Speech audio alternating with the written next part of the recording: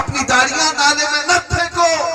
दुनिया को आज चोटी रखने पर शर्म नहीं आती, तुम्हें दाढ़ी रखने में क्यों शर्म आती? तुम्हें दाढ़ी रखने में क्यों शर्म आती है? अपने नबी पाक के अखलाक को जिंदा करो और फख्र से कहो दुनिया से कि दुनिया नंगी घूमकर फख्र कर सकती है, मैं मेरे मुस्तफा के अखलाक पर क्यों ना फख्र करूं? मेरे अजीजों, सच बताऊं, अमामा शरीफ हम भी पहनते हैं, उलमा भी पहनते हैं। ये कोई फैशन और डिजाइनिंग का लिबास नहीं है, एक वजन लिबास हुआ करता है। इसकी हिकमतें हजार होंगी, लेकिन हम हिकमतें नहीं देखते, सिर्फ इसीलिए पहनते हैं कि मेरे मुस्तफा ने पहना। दुनिया आज चाहे जो कुछ समझे, लेकिन हमने देखा है इज्जत मेरे मुस्तफा के कदमों में है, इज्जत नबी पाक के कदमों में है। इसलिए मेरे अजीजों, आज अगर तुम जमे रह गए, तुम उस नुक्ते पर आ जाओ जिस नुक्ते पर मेरे मुस्तफा ने अपने सहाबा को छोड़ा था। सहाबा इकराम की एक बात बता दूं, इस्तिकामत और जज्बा कैसा होना चाहिए। एक सहाबी हजरत नौमान, ये हुजूर पाक सल्लल्लाहु अलैहि वसल्लम के कासिद बनकर एक बादशाह के दरबार में गए। बादशाह ने शानदार इस्तकबाल किया, उनके लिए रेशम का कारपेट बिछाया गया, कालीन, रेशम का कारपेट, बहुत महंगा उस जमाने में, और उनके लिए सोने की कलाई की हुई कुर्सी लगाई बादशाह ने कि सुना है अरब का कासिद आ रहा है, मोहम्मद अरबी का। उस वक्त रौब और दबदबे का चर्चा हो चुका था।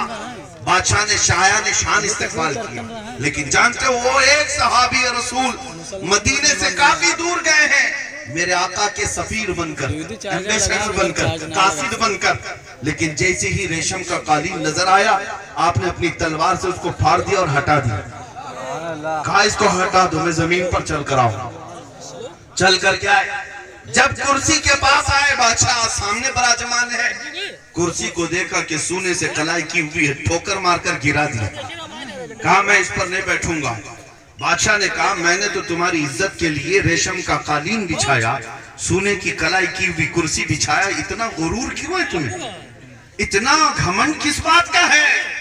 उस सहाबी ने कहा तूने गलत समझा, ना मुझे गुरूर है ना मुझे तकब्बुर है, बस मेरे मुस्तफा करीम सल्लल्लाहु अलैहि वसल्लम ने फरमाया रेशम का इस्तेमाल मर्द के लिए हराम है, सोने का इस्तेमाल मर्द के लिए हराम है।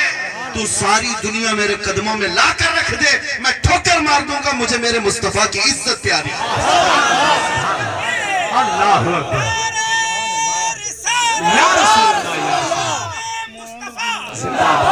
ये है मेरे आका सल्लल्लाहु ताला अलैहि वसल्लम के अखलाक की हिफाजत। उन्होंने ये नहीं देखा कि ये बादशाह है बहुत बड़ा, कंप्रोमाइज कर लेते हैं, यहाँ कौन देखने आ रहा है, मदीना बहुत दूर है, हम यहाँ पर रेशम भी इस्तेमाल कर लें, सोना भी इस्तेमाल कर लें, कौन देख रहा है? नहीं, वो सहाबा का ईमान था, हम दुनिया के जिस चप्पे में भी हैं गुलामे मुस्तफा है, हमारी निस्बत, हमारी डोर नबी पाक से जुड़ी हुई है। आज अगर हर नौजवान ये अज़्म कर ले, चाहे मैं कुफरिस्तान में रह रहा हूं लेकिन मेरे नबी के अखलाक पर रहूंगा, फिर देखना इनकलाब कैसा आएगा। इसलिए कि इसी जमीन पर मियाँ अब तो तुम करोड़ों की तादाद में आ गए, अब तो करोड़ों की तादाद में आ गए, लेकिन इस जमीन पर करोड़ों नहीं बल्कि सैकड़ों भी नहीं थे, तब एक मर्द कलंदर गरीब नवाज तशरीफ लाए। क्या तलवार लेकर के आए थे, नेज़े भाले लेकर के आए थे, गोला बारूद लेकर के आए थे? झूठे तारीखदानों से भी पूछ करके बताओ, सच्चे नहीं झूठे तारीखदानों से भी पूछ कर बताओ, एक भी कोई रिवायत बता दो कि गरीब नवाज बड़े असलहे लेकर आए थे? नहीं, वो भी तस्लीम करते हैं, नहीं वो दुर्वेश मर्द कलंदर फटी गुदड़ी पहन करके हिंदुस्तान आए थे। लेकिन मेरे अजीजों, अगर कुछ साथ में लाए थे तो अखलाके मुस्तफा लाए थे। नबी पाक सल्लल्लाहु अलैहि वसल्लम की शरीयत मजबूती के साथ जिस पर जमे रहने का आज़्म, यही लेकर तो हिंदुस्तान उतरे थे। और फिर देखा आपने हजार ताकतें उस मर्द मुजाहिद को यहां से उठाने की कोशिश करती रही, 800 साल से भी तुम्हारी निगाहें देख रही हैं, उस ख्वाजे अजमेरी की कुर्सी को कोई हिला ना सका, आज भी नहीं हिला सका। क्यों? कुरान कहता है फअम्मा ज़बदु फयज़हबु जुफ़ाअ व अम्मा मा यनफ़अु अन्नास फयमकुतु फ़िल अर्ज़। जो झाग है, जो कचरा है, वो उड़कर चला जाएगा, और जो नफा देने वाला है इंसानों को, वो हमेशा जमीन में बरकरार रहेगा। इसलिए मैं कहता हूं मेरे अजीजों, कचरे अभी भी आएंगे और उड़कर चले जाएंगे। बहुत सारे पतंगे आते हैं मौसम में, और इधर उधर तुम्हारे कानों के अतराफ, तुम्हारी आंखों के पास सब कीड़े आते हैं। तो क्या करते हो आप, मुझे बताओ। कुछ लोग जो अभी इस माहौल से घबराए हुए, उनके लिए मैं कह रहा हूँ, हालात बड़े खराब है, हालात बड़े खराब है। कीड़े बहुत आ गए। कीड़े जब आ जाए तो क्या करते, घर छोड़कर भाग जाते हैं। मियां अक्लमंद आदमी ये है, इंतजार करता है मौसम के जाने का, या स्प्रे मारता है। और क्या करेगा, स्प्रे मारेगा कीड़े चले जाएं, या अगर उसके पास नहीं है तो इंतजार करेगा मौसम चला जाए, लेकिन घर तो नहीं छोड़कर जाता, अपना बनाया हुआ घर नहीं छोड़कर जाता। इसी तरह मैं आपसे कहता हूं, ये सख्तियां तुम्हारे इम्तिहान के लिए आती रहेंगी। इसका मतलब ये नहीं है कि तुम अखलाक मुस्तफा और अपना दीन छोड़कर चले जाओ। ये नहीं है कि तुम अपने असलाफ की रिवायतें छोड़कर चले जाओ। नहीं, एक बात याद रखना, किसी को भी दिखाने के लिए सेकुलर बनने की जरूरत नहीं है। सेकुलर का मतलब होता है मुनाफिक, जो सबको राजी करने की कोशिश करता है और बाद में होता कुछ भी नहीं, धोबी का कुत्ता, न घर का न घाट का, किसी को राजी नहीं कर पाता। इसीलिए मैं आपसे कहता हूँ, राजी करना हो तो सिर्फ मेरे मुस्तफा को राजी करो, राजी करना हो तो अपने रब को राजी करो। आज जो हालात हुए ना, जिन लोगों ने अपने मंच पर सब जमातों को बुला करके कहा, देवबंदी जमात खुल करके अर्ज कर देता हूं ताकि तुम्हारा ईमान महफूज रहे जी, बहुत अच्छा। हाँ, जो कायद बन करके आए लोगों के, बड़ी बड़ी जमीयत और बड़ी बड़ी तंजीम लेकर के लोगों को वरगलाते रहते हैं, इन्होंने कई लोगों को बुलाया अपने यहाँ और उनको राजी करने के लिए, किसको, पंडितों को राजी करने के लिए कि ये भी राजी हो जाए, ये भी राजी हो जाए, सब राजी हो जाए। और भाषण में कुछ का कुछ कह दिया, अपना ईमान भी धो दिया, अपना ईमान भी चला गया, और सामने वालों को बाद में पता चला वो खुद भी छोड़ के चले गए, वो खुद भी छोड़ के चले गए इनको। मौलवी साहब कहाँ के रहे तुम, कहाँ के रहे, न घर के रहे न घाट के रहे, वही कुत्ते हो गए।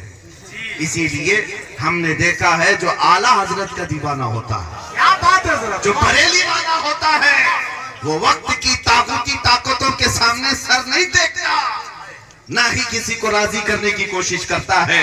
अरे मियाँ, यही के नानपारा से तो कोई बरेली गया था, क्या बात है, यही के नानपारा से गया था, बरेली जाकर कहा था कि हमारे सेठ साहब की शान में एक कसीदा लिख दो, मौलाना अहमद रजा साहब।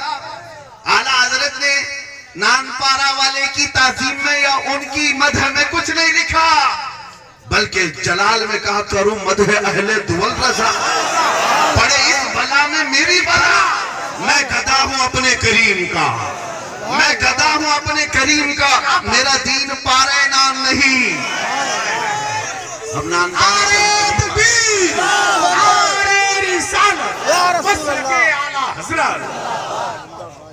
आप हजरात को तो ये मालूम होना चाहिए, बहराइच शरीफ के बहुत करीब नानपारा है।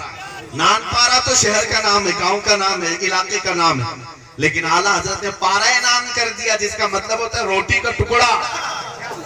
फरमाया कि मेरा दीन रोटी का टुकड़ा नहीं है कि इधर से फेंकोगे तो तुम्हारे लिए लिख दूंगा, उधर से लिफाफा दे दो तो तुम्हारे लिए बोल दूंगा, नहीं है। आला हजरत फरमाते हैं, मैं गदा हूं अपने करीम का, मैं गदा हूं अपने करीम का।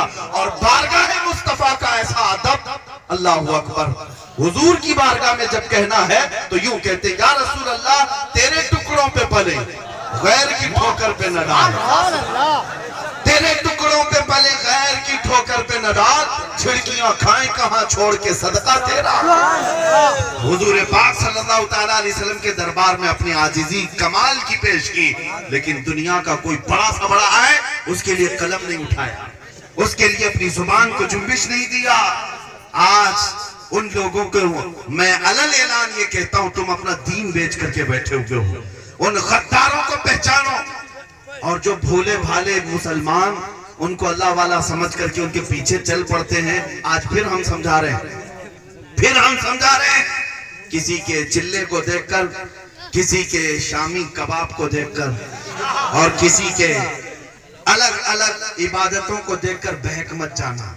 सिर्फ सफेद कपड़े ईमान की अलामत नहीं है। हमारे बुजुर्गों में से किसी ने ये कहा था, मैं आपको बताता हूँ। बगोला, आप उसको क्या कहते हैं जो सफेद वाला होता है? बगोला। हाँ, ये एक बार दरिया के किनारे आकर बैठ गए। बहुत सफेद होता है, बहुत साफ सुथरा होता है। छोटी छोटी मछलियां जैसी बगोले को देखी, सोचने लगी अल्लाह वाले आ गए, और साफ कहीं के जा करके हम कदम बोसी करके आते हैं बहुत। और सर झुकाए बैठता है बगोला, जब भी बैठता है सर झुकाकर बैठता है। हाँ, आंख बंद करके बैठा है। मछलियां पागल हो गई देखकर उसकी खूबसूरती को। अल्लाह वाले, बड़े अल्लाह वाले। और जाकर हम कदम चूम करके आए। जो बड़ी मछलियां थी, बूढ़ी मछलियां थी, वो समझाने लगी छोटी मछलियों को, खबरदार, वो डाकू है, वो चोर है, करीब मत जाना, तुम्हें चोंच मार कर ले जाएगा। छोटी मछलियां समझ नहीं रही थी, उल्टा कोस रही थी बड़ी मछलियों को। वो कह रही थी तुम्हारे पुराने ख्यालात है दादी अम्मा, हमें छोड़ दो, ये अल्लाह वालों के पास जाने दो। ऐसे अल्लाह वाले बार बार कहाँ आते हैं? छोटी मछलियों को कुछ समझ में नहीं आ रहा था। बड़ी मछलियां अपना काम करके किनारे बैठ गई। समझाना हम